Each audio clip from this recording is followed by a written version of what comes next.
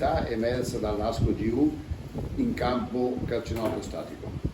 È stato un ASCO-GU veramente ricco di contenuti e ricco di informazioni che aumentano il nostro livello di conoscenza e anche implementano la nostra pratica clinica.